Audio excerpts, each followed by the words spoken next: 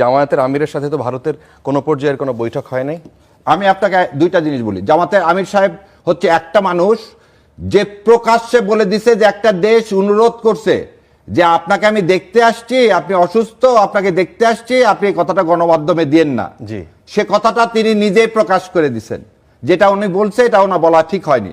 আমাদের কাছে সময় আসতেছে, ওনারাও আসছে, আমাদের সাথে ওনাদের দেখা হয়েছে। কিন্তু আপনি আমাকে একটা জিনিস বলেন তো, জয়শঙ্কর সাহেব আসলেন কবে? জানাজা পড়তে, তাই না? উনি অন্য কোনো পলিটিক্যাল পার্টির সাথে বসছেন?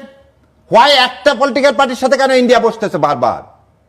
আপনি বলেন না, একটা দেশের ফরেন মিনিস্টার আসলো, সে তো কি হবে, রাষ্ট্রীয়ভাবে হোটেলে বসুক, তার অ্যাম্বাসিতে বসুক, তিনি সংসদ ভবনে গেলেন, বসেছেন, ভালো কথা, জানা যায় অংশগ্রহণ করবেন। ওখানে কেন একটা পলিটিক্যাল পার্টির সাথে হলো?